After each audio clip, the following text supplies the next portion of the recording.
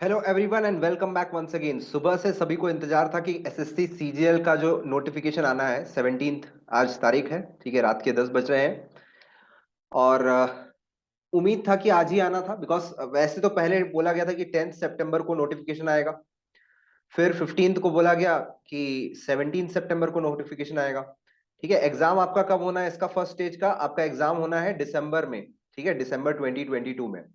बहुत बड़ा एक चेंज देखने को मिला है। मैं सारी चीजें बताऊंगा, इस वीडियो को शुरू से आखिरी तक देखिएगा, आपको बहुत सारी चीजें समझ में आएगी। ठीक है। सबसे पहली बात तो देखिए, एसएससी का एग्जाम अगर आप देख रहे हैं तो सबसे मोस्ट इंपॉर्टेंट चीज मैं कहूंगा जो आपको चाहिए वो है पेशेंस। देखिए, एसएससी के एग्जाम में पेशेंस की आवश्यकता बहुत ज्यादा होती है। ठीक है, हर एक प्रोसेस के लिए टाइम लगता है और हर एक स्टेज के बाद लगभग 3 4 5 महीने का गैप होता है। ठीक है, लेकिन इस बार जो है एसएससी ने एक बहुत बड़ा जो रिफॉर्म जो किया है वो टीयर 2 को लेकर किया है। टीयर 2 यानी कि जो सेकंड स्टेज का जो पेपर होता है उसमें अच्छा सा एक रिफॉर्म किया है, तो मैं इसके बारे में डिस्कशन करूंगा। ठीक है, पहले कुछ छोटी छोटी सी बातें यहां पर देख लेते हैं।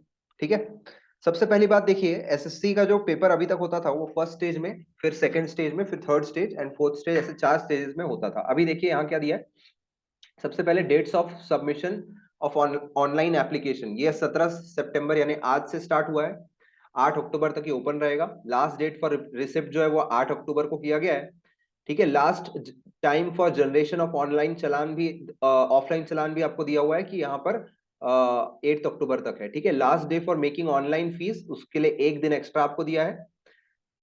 और थ्रू चलान अगर आप पे कर रहे हैं तो आपको यहाँ पर 10 अक्टूबर तक का टाइम आपको दिया हुआ है। इसके बाद देखिए, विंडो फॉर एप्लीकेशन करेक्शन, ये पिछले बार भी दिया गया था, तो ये भी एक नया चीज नहीं है। हालांकि ये आपको जो है एक विंडो दिया गया है टाइम, अगर आपने कुछ गलती की है तो आपको वो करेक्शन मिलेगा। देखिए, अच्छा खासा टाइम आपको दिया है। ठीक है ना, 2 हफ्ते का टाइम से या 3 हफ्ते का टाइम आपको दिया हुआ है।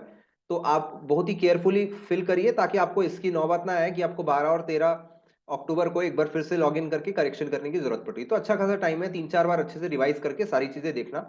और लास्ट डेट तक वेट मत करिए, क्योंकि लास्ट डेट तक वेट करते हैं सर्वर इश्यूज हो जाती है, बहुत सारी चीजें होती है। तो 1 2 हफ्ते के अंदर ही अंदर जितने जल्दी हो सके फॉर्म को फिल करिए केयरफुली। ठीक है, इसके बाद देखिए, टीयर 1 का जो शेड्यूल दिया है वो दिया है दिसंबर का, और बाकी जो टीयर 2 का है ये टू बी नोटिफाइड लेटर। तो यही मैं आपको कह रहा हूं कि एसएससी जो है ये पेशेंस का ही पूरा, पेशेंस बहुत ज्यादा जरूरी है। बिकॉज देखिए, टीयर 1 के बारे में इसने बता दिया, अब टीयर 2 का आता पता नहीं है। ठीक है, तो बहुत सारी चीजें होती है एसएससी के अंदर, तो ये सारी चीजें जो है नोटिफिकेशन के दिन ही बता देना चाहिए। टीयर 2 कब होगा, टीयर 3 कब होगा, रिजल्ट कब होगा। तो ये सारी चीजें चल रही है, धीरे धीरे एसएससी इंप्रूवमेंट ला रही है। क्योंकि देखिए, अगर आप थोड़ा सा पीछे चलें और देखें कि एसएससी सीजीएल 2021 का नोटिफिकेशन जो आया था वो आया था दिसंबर में। ठीक है, और दिसंबर 2021 में आया था, तो अभी हमको इसने सितंबर 2022 में ही दे दिया है सीजीएल 22 का नोटिफिकेशन। मतलब कहीं ना कहीं एसएससी जो है एफर्ट्स लगा रहा है टाइम को, क्योंकि ऑलरेडी कोविड की वजह से भी बहुत सारा लॉस हुआ था टाइम का। तो थोड़ा सा एसएससी की तरफ से एफर्ट देखने को मिल रहा है कि जल्दी जल्दी चीजों को करने की कोशिश कर रही है। ठीक है, अब देखिए नोटिफिकेशन में इंपॉर्टेंट पेजेस क्या है, सारी चीजें मैं आपको एक एक करके बताता हूँ। ठीक है, बने रहिएगा।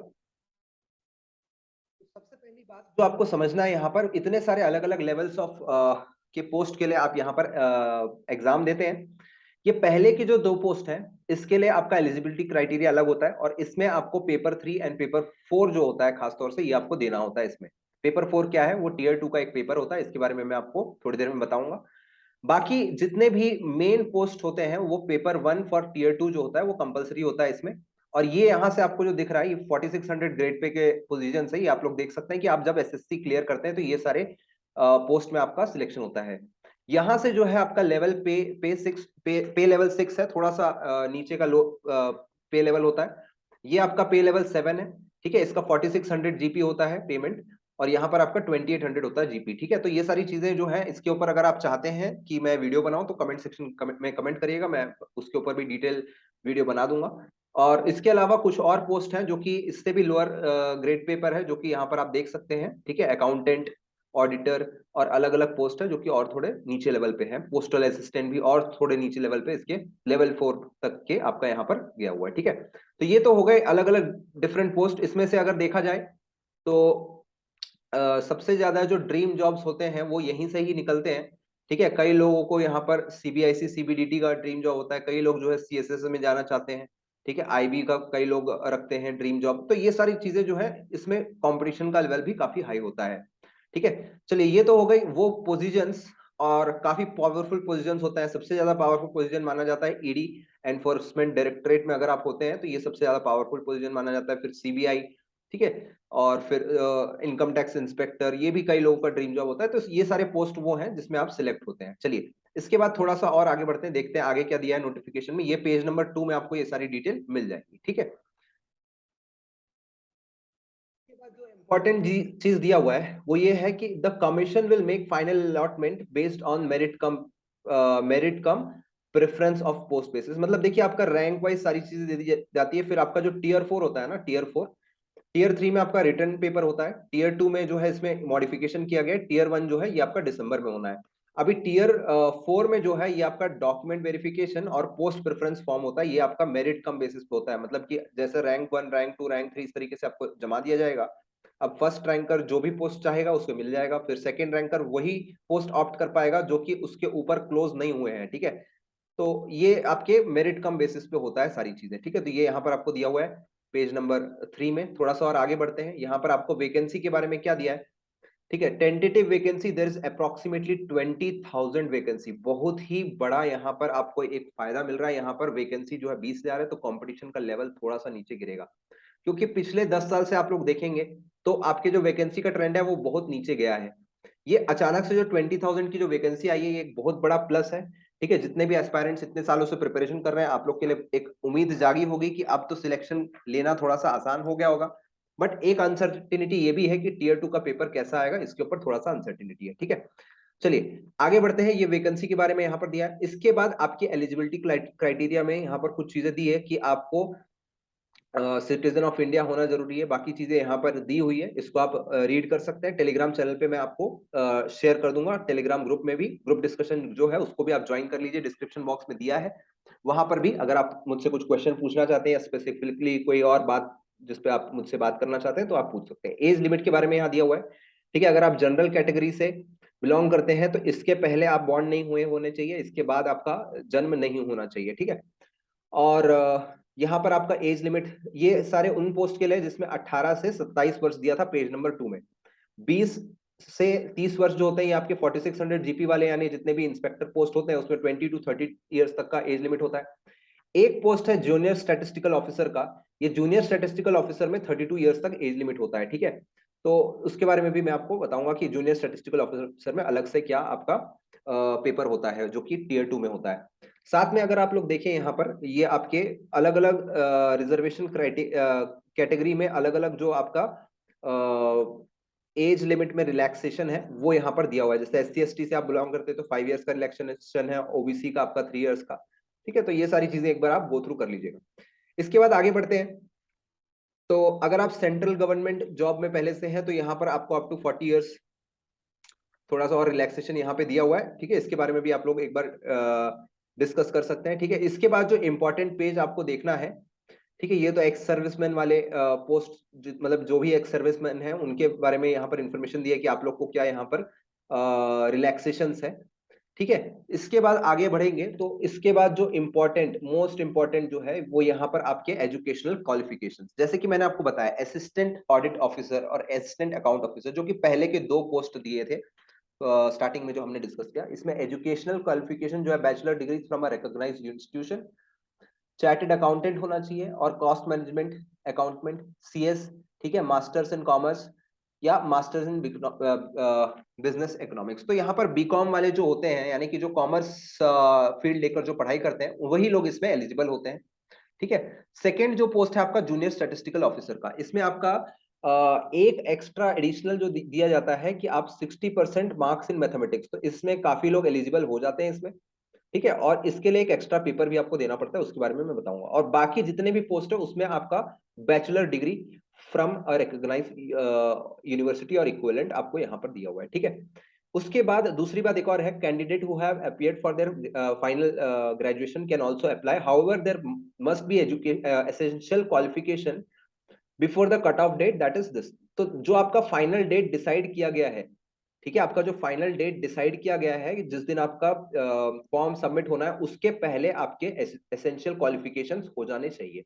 तो नॉर्मली जितने भी कॉलेजेस होते हैं उन सभी कॉलेजेस में अभी तक तो आ ही गया होगा मेरे ख्याल से, ठीक है, जो भी फाइनल ईयर में थे, क्योंकि नॉर्मली क्या होता है मई से लेकर अगस्त के बीच में जो है आपका रिजल्ट और सारी चीजें आ जाती है।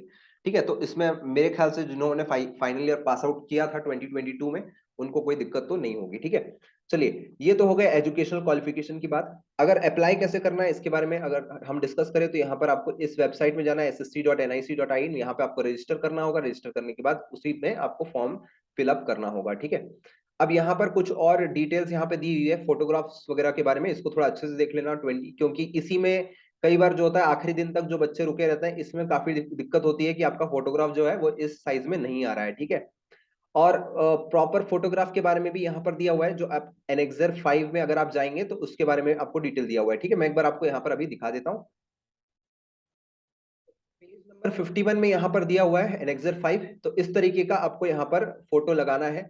ठीक है, बाकी सारी चीजें जो है ये सारी गलत है। ठीक है, ऐसा फोटो मत लगा देना जो कि यहाँ पर क्लियर नहीं है, आधा यहाँ पर आपका चेहरा नहीं दिख रहा है, यहाँ पर ये बच्चे ने टोपी पहनी हुई है, फोटो उल्टा लगा दिया है, ठीक है, इन्वर्टेड या इस तरीके का जो है ब्लर इमेज है, ये सारी चीजों की गलती मत करना, इससे आपका जो है फॉर्म रिजेक्ट हो सकता है।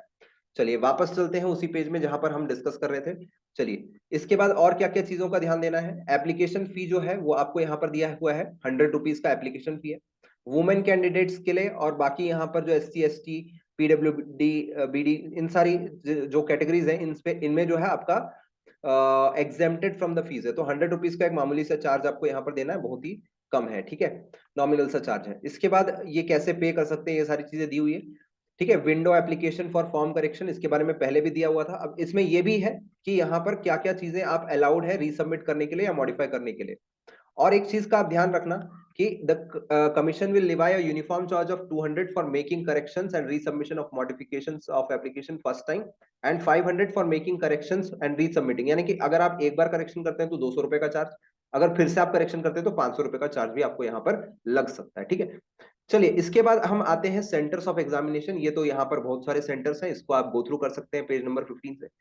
अब यहां से हम डिस्कस करते हैं जो मॉडिफिकेशन हुआ है। देखिए टीयर 1 के एग्जाम की बात करें तो कोई चेंज देखने को नहीं मिला, अभी तक जैसा पेपर आता था वैसा ही चल रहा है।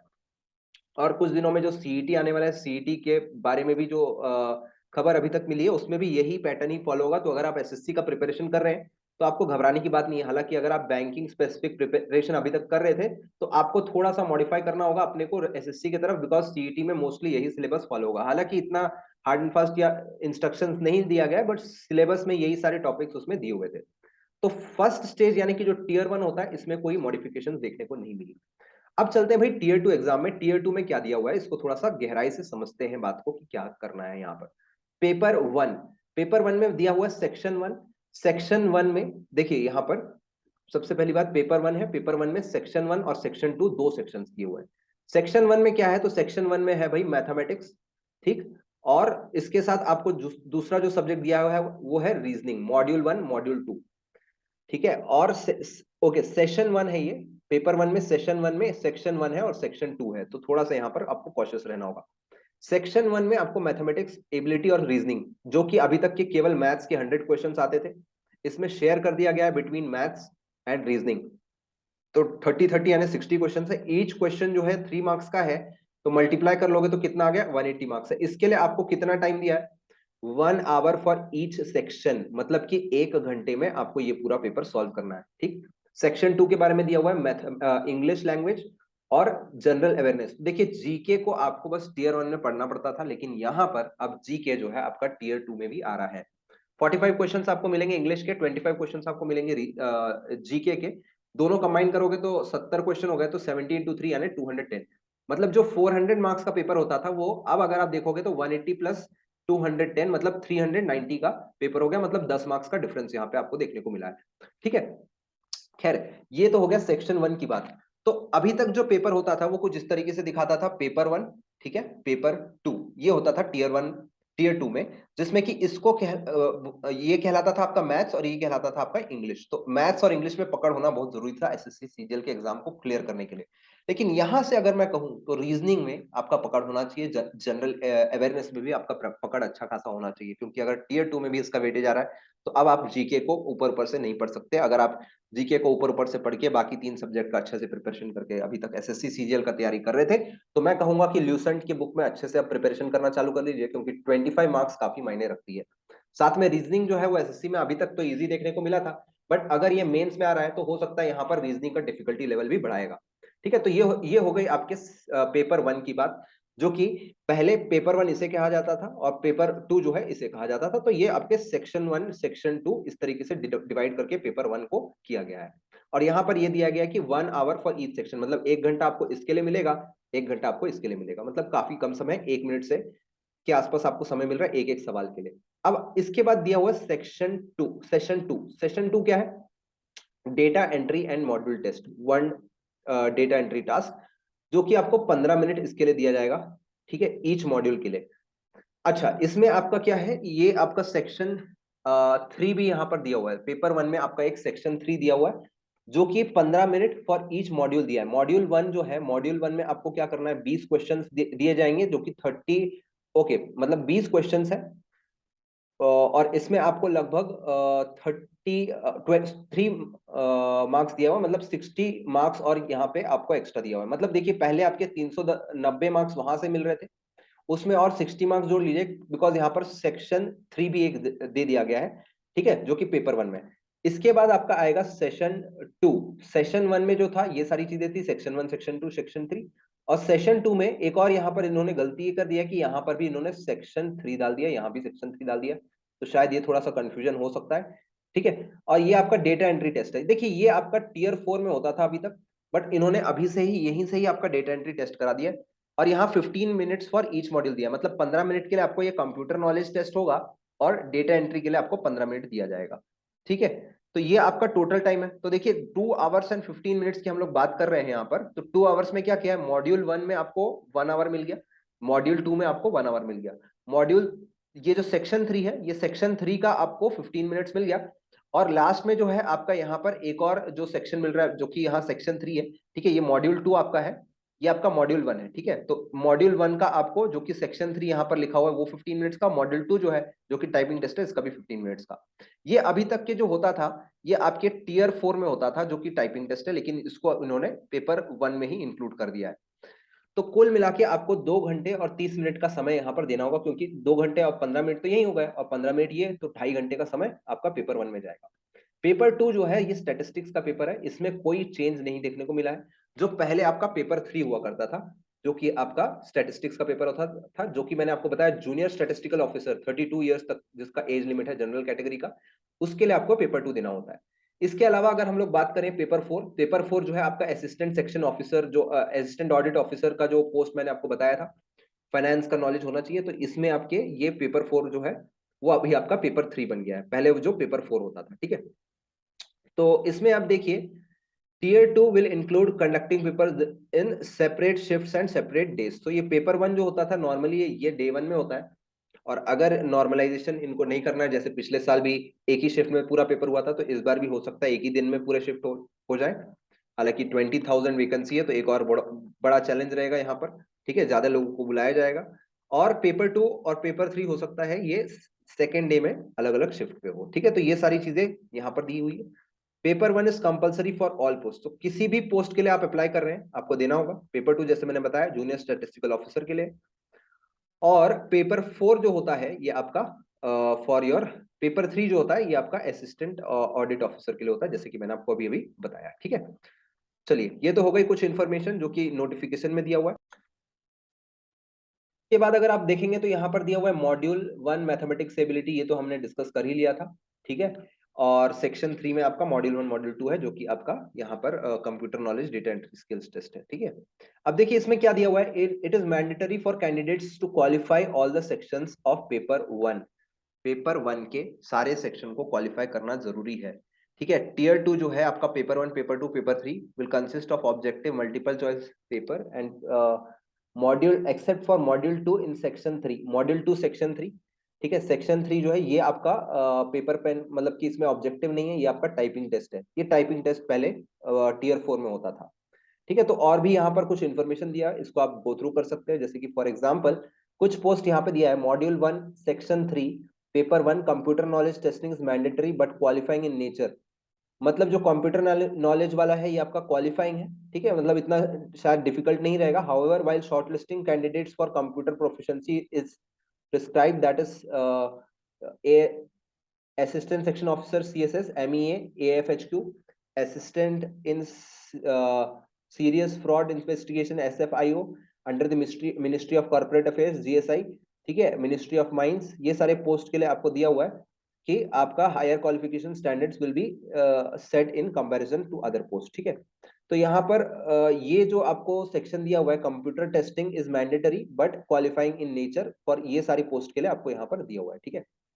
और इसके बाद यहाँ पर दिया module 2 section 3 paper 1 is data entry skills test, जो कि आपका टियर 4 में पहले हुआ करता था। ये बहुत आसान होता है, थोड़ा सा आपको टाइपिंग टेस्ट अभी से ही करना होगा, ठीक है। जब भी आप मतलब टियर 1 आपका हो जाता है उसके बाद आप टाइपिंग का भी टेस्टिंग आप करते रहिएगा। इसमें 2000 की डिप्रेशन है। इसमें स्पेस बार जो है ये इंक्लूडेड रहता है, स्पेस बार को भी एक हम की डिप्रेशन मानते हैं।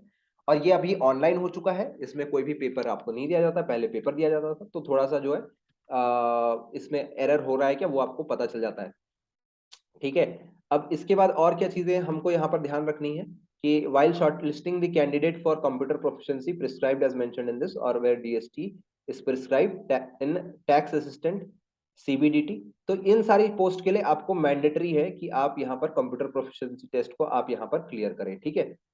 चलिए ये बाकी सारे जो है इंफॉर्मेशन को आप यहाँ पर पढ़ सकते हैं।